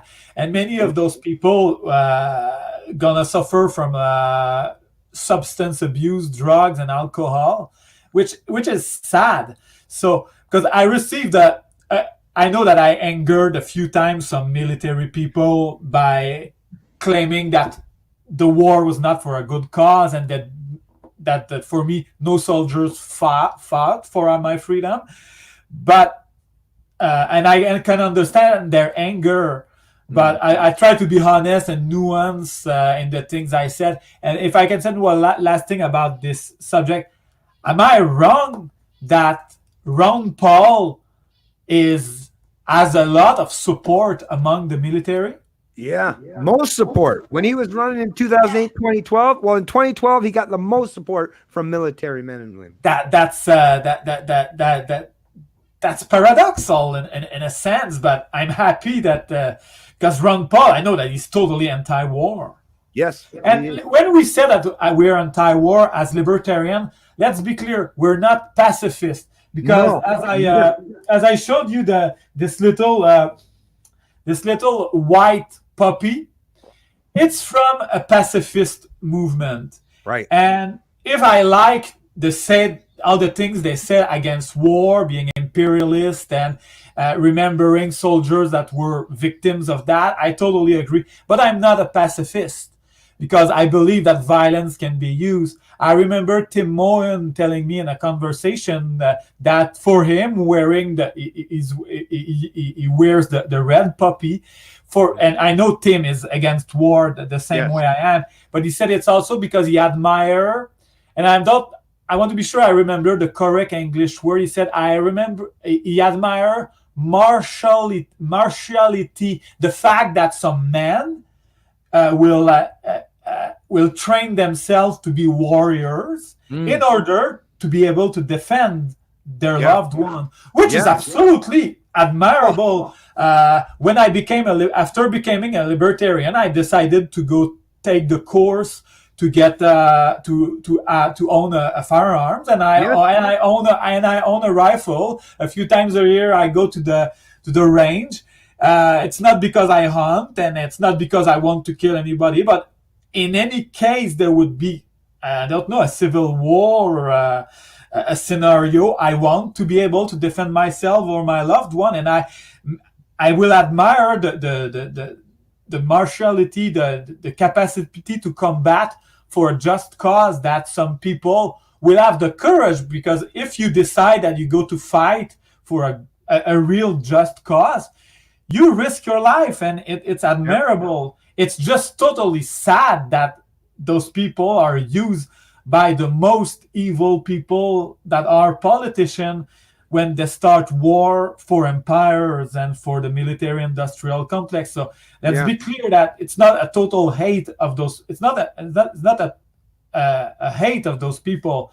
It's a hate of, I would say, it's all for me come back to the non-aggression principle. Becoming a warrior, owning firearms is totally compatible with the non-aggression principle as long as you use that violence in a moral way. Right. Well, to me, actually, they kind of it's so seamless as far the way I understand as a libertarian, because I don't want to use the state or offload that kind of responsibility or delegate that responsibility to others, it just completely aligns with the non-aggression principle in terms of self-responsibility, personal responsibility, and self-defense. Is if I don't want to offload that responsibility to a state, right? Then the only way that happens is by taking and assuming that personal responsibility. Now, I use the terminology, and I've had people in the past, maybe they just don't understand, because I have to recognize too that people that speak language and come from like a background, like I have Irish and Scottish. So when I use the terminology, I use this expression quite a few times in the past, walk softly and carry a big stick. Some people have taken that like, well, that I walk like carry a gun. No, when I say walk softly and carry a big stick, what it means is walk softly is I go around, I treat people with respect and dignity. Yes. I'm not confrontational in any way. But the big stick mentality is, but I also made sure that I'm competent enough to defend myself if that need arises. That's what the big stick means. It has nothing to do with a weapon, folks. That's not what that expression means. That expression means is I walk softly. I don't look for confrontation, but by the fuck if it comes my way, I'm going to make sure that I'm not going to be susceptible to be a lamb or some sacrificial animal for these authoritarians. I have to protect myself and my family and those I care about. So as a libertarian, and that's the beautiful thing about the U.S. Constitution, and in terms of setting up, rather than a standing army, but militias, is everyone has an inherent bias to want to protect people in their community or the people they love. And you don't have to have a top-down authoritarian structure to make that come to fruition. Matter of fact, the reason why no one could properly invade the U.S. when there was actual militias is because what you defeat one militia ain't going to mean shit, because the militias don't function under a central planning model, right? So they'll be able to destroy because you can't destroy. Right? Anyways, go ahead. Do you know the quote of Admiral Yamamoto during the Second World War? I've heard of it. Go ahead, refresh my memory there. Okay, Admiral Yamamoto is the Japanese admiral that planned the attack and led the attack on Pearl Harbor. Right. I think the guy, the blade behind every blade of grass. Yes. Right? Yes. The guy came to the United States, and I think he learned English when he came studying in the United States, and he was personally opposed to attacking the United States. He did it as his duty for his country. But the guy had a quote, and he said that invading the U.S. mainland with a Japanese army would be impossible, because he said that there would be a rifle behind every grass of blade. So he understood that a nation where every citizen has the right to own a firearms is a big challenge to an invading statist army. Yeah, the guy was not crazy. He did some evil stuff. There's a movie about that guy. It's a Japanese movie called about Admiral Yamamoto. I bought it. It was nice. Of course, they present the guy as a very good guy, and but it was interesting. But yes, his quote was totally. It was a genial quote, and I mean, just think about the incentive-wise. Obviously, a person is going to be much more ambitious to protect their family and their community than they are for some asshole thousands of miles away that claims to be their authority, right? That just comes down to common sense and the pragmatism of what it is to not just be human, but even in the state of nature. That to defend, those you care about. That's just a natural flexion. That's just what it is to be a species that thrives and survives on this planet. So that to me is that's the best way that we do things. Is don't look, and not just Ron Paul, but some of the founding fathers of the U.S. Don't look for foreign wars of aggression or interventionism or imperialism, right? No, don't look for any of that stuff. Look to trade with your neighbors. Look to trade with other nations.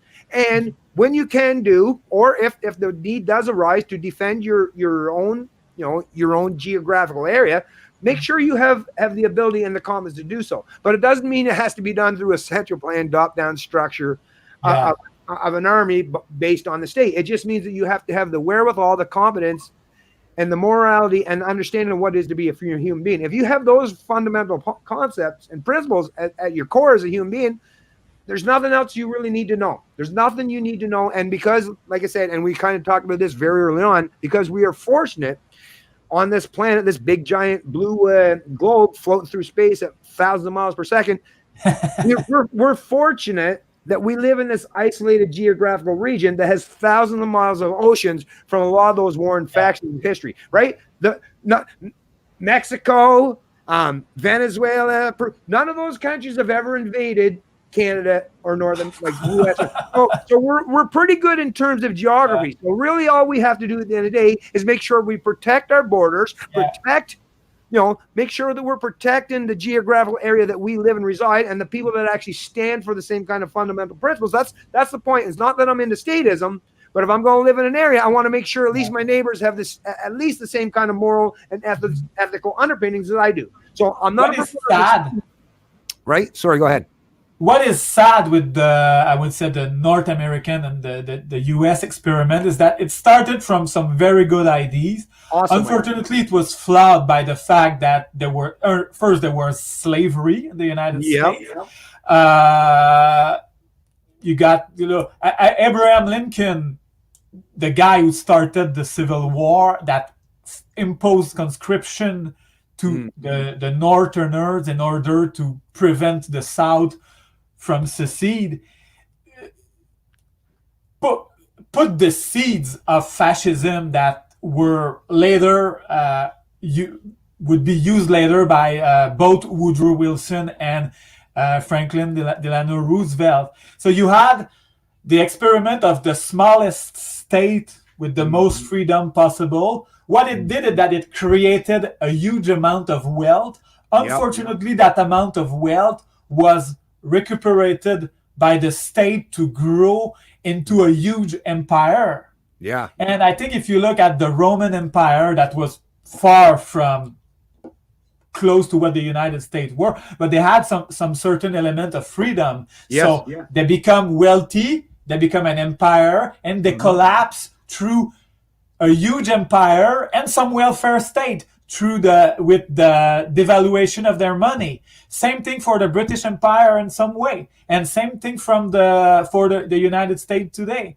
And it leads to us to look at the state in the 20th century. The state is responsible for the murder of over 250 million people, which is probably 10 or 20 times the murder from individual to individual among the society. So when you say we need to defend ourselves, the reality is that if you are to be violently killed in your life, you have more chance that it will come from the state itself. Yeah, I just shared, sorry, I wasn't trying to ignore you. I just shared that same quote again.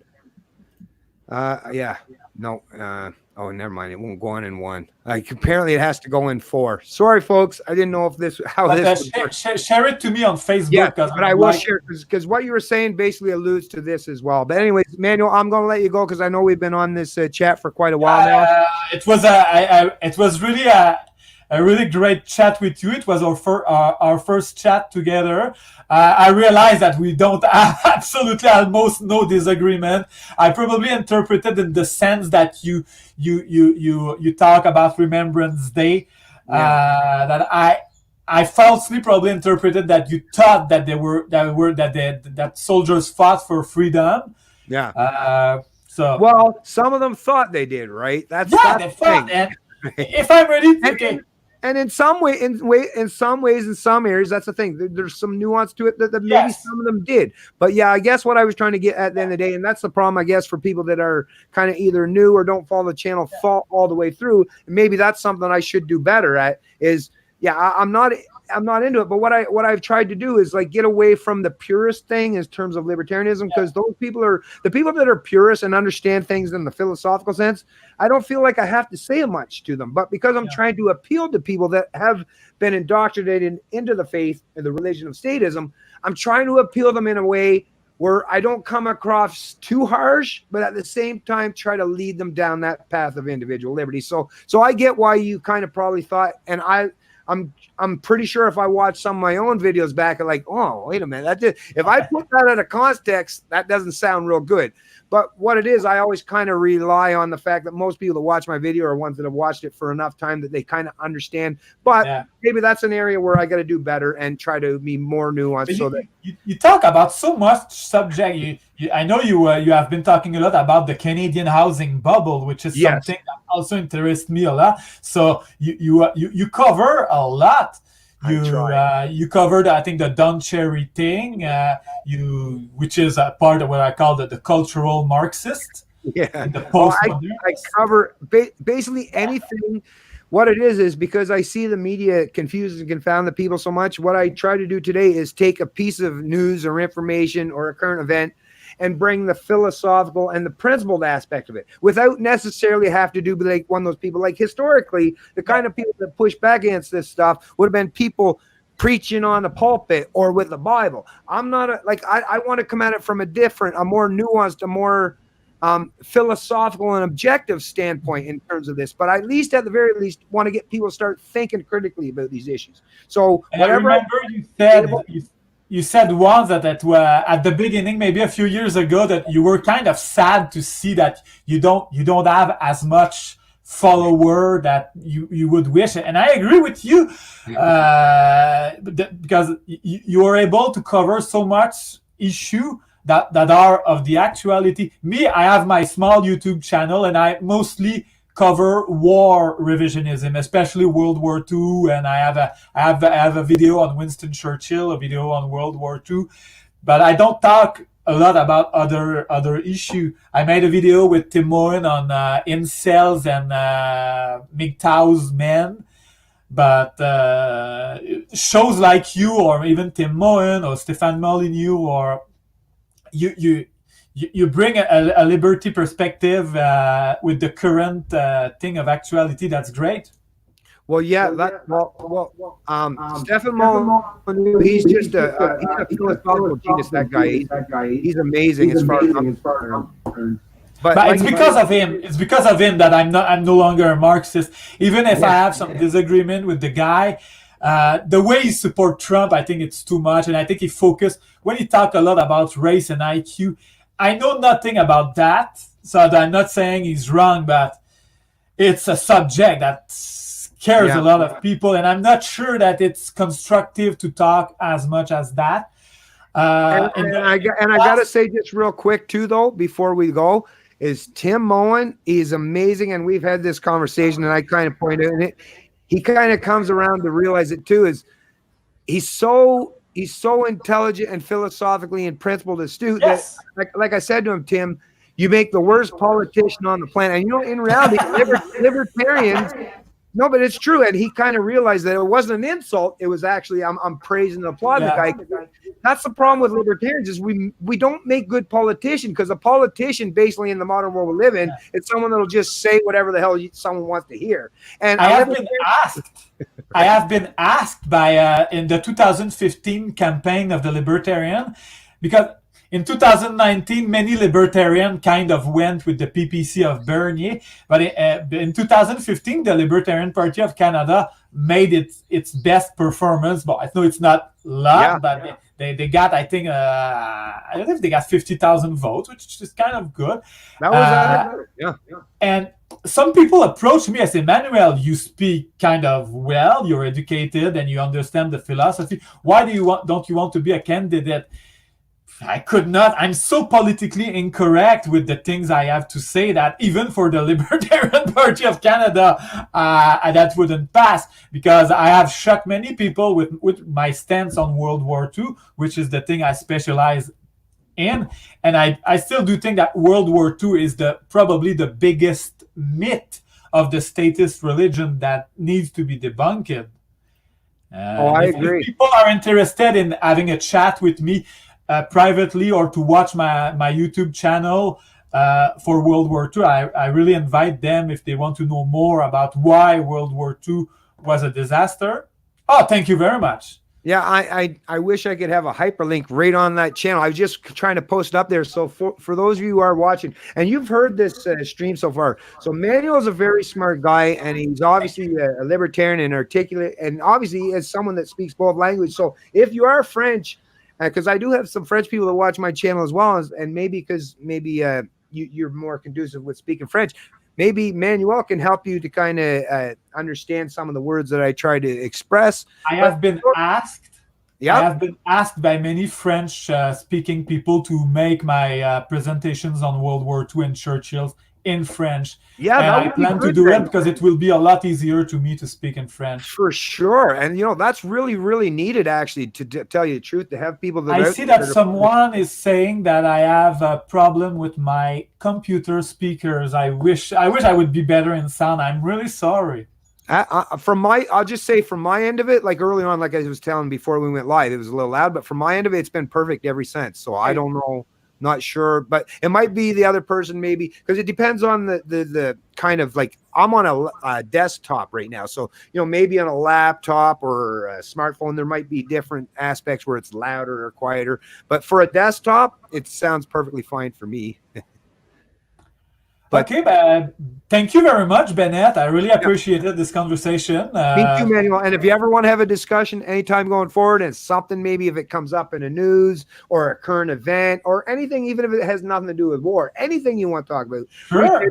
I'm always willing to have a discussion, especially from a fellow Canadian that cares about this stuff. That's the thing. I mean, there's lots of people. That's the thing about people in like the U.S. They got tons and tons of examples of people that are fighting for this stuff. In Canada, we have a much smaller subgroup. But you and Tim are doing a good job, and that's why I try to reach both of you with my little contribution. Well, listen, trust me, hopefully, and please, if you're out there, folks, subscribe to Manuel's page, because obviously, like us Canadians, we need all the help and support that we can get, because we don't have that big influence, that big voice.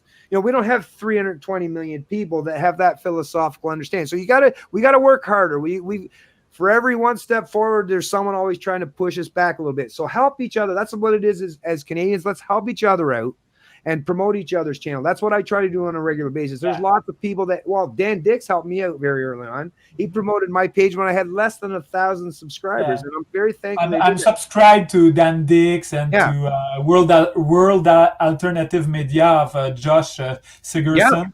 They are anarchists, so I really appreciate them. So there's lots of great Canadians that are putting out some great content, but what it is we need each and every one of us to support each other. That's what we really got to do in the day. We got to support each other, because that's what we need. We need to help each other get our voices and our information out there, because the mainstream media, they're not going to give that kind of nuanced conversation, that nuanced kind of discussion that you're going to get here. You're going to get that 30-second soundbite, which basically pits liberals against conservatives, or progressives against what they would want to call knuckle draggers, and there's no nuance. So it's just tribalism, which just leaves no one with the ability to think critically about these issues. I'm trying my best. Manuel's trying his best, and like I say, he's still only got a small amount of subscribers, but he's obviously a man that's articulate, understands his history, understands the information regarding wars and the importance of staying out of global or massive conflicts. So please help Manuel out there. Subscribe. I will share. Can I share in the live comment myself? No, I don't see. Well, if anything you want to share, Manuel, if you want to put it as a comment, after this whole thing's done, I'll put it in the link in my description of the video. I have a reading list. It's a reading list on World War II from the Mises Institute. So people that are interested into World War II. And that don't want to believe just a guy like that speaking on the internet. You have Libertarian historian from the Mises Institute. It's their reading list. So I just sent you a link in the private chat. Perfect. Yeah. So if you sent that to my our chat in the Libertarian Facebook page, then I'll post that as a link in the description of the video, so they have a copy of that as well. Awesome. All right, Manuel, like I say, really appreciate it. And like I say, if you ever want to have another conversation again at any point in time, I'm always willing to do so. I appreciate you coming on the channel. Oh, and I want to mention too, sorry, I totally forgot about this. Let me point out that, yes, you were very gracious and kind enough to donate to my channel. It was through it was PayPal, right? Yeah, PayPal. Yeah. So you got it? Yeah, I got it, and I really appreciate that, Manuel, because like I try to explain to people all the time, it's yeah, for me to do what I do, and if I'm, that's the thing, I can go out and work and do that normal stuff, but once again, I'm not going to have the time to put this much effort into this. So I don't require a whole much. Matter of fact, I sat down and figured out real quick, folks. Even if $2 a month, even if it was only 500 or 1,000 people that watch my videos, just one coffee, right? Which works out. I put out about 20 videos per month, about 5 a week. That's 10 cents per video. Yeah, it's come on. Why do you provide in a video? Come on, it's got to be worth 10 cents. I mean, 10 cents. Come on, it's got to be worth at least that. And like I say, that's all really we got at the end of the day is each other to help support each other so that we can push back. Because like CBC, they don't have to. You don't hear anyone with CBC begging for your money. Why? Because they got their government that's going to take all of our money and give it to them anyways, right? At the very least, just like myself, Manuel, Molyneux, or Tim Owen, all we're asking is a voluntary donation. You don't have to, but if you want us to have any chance to push back against these authoritarians, we could really use the help. And every little bit counts. And it's not you mentioned the CBC, and my stomach turned like started to hurt a little. Oh yeah, actually, that was one of the great things that I noticed. And I'm going to tie this up, and then I'll let everyone get off here today. But that was the one great things I noticed when Maxime Bernier was going out doing his rallies. Every time he would bring up in his PPC rallies that he wanted to defund the CBC, that got the biggest applause line in the whole night. So that tells you that at least a substantial portion of Canadians recognize and realize that they're being woefully and inadequately informed, right? And now we don't, like I say, I'm not looking to use force. I'm just looking to use voluntary interactions. But we can push back against the narrative of the CBC. And as you can see, we can do it in a nuanced manner where even though they have all the power, they have all the economic might, but because they got the wrong ideas, at the end of the day, we've got more clout than they could ever hope to. Anyways, thank you, Manuel. Thank you, Bennett. We'll talk to you again soon. And thanks for everyone that did join the stream today. Sorry I didn't get to the chats a whole lot, but me and Emmanuel were having a good conversation today. And I'll do another stream here subsequent, and we'll do just a ask me anything where the people in the chat, we can just have a conversation. But thanks for everyone that did show up today. Thank you again, Manuel. And we'll talk to everyone in the next. It's Canadian Libertarian, and I love liberty. Okay, the stream is finished. Just one sec. Oh, hey. Damn it. They make you have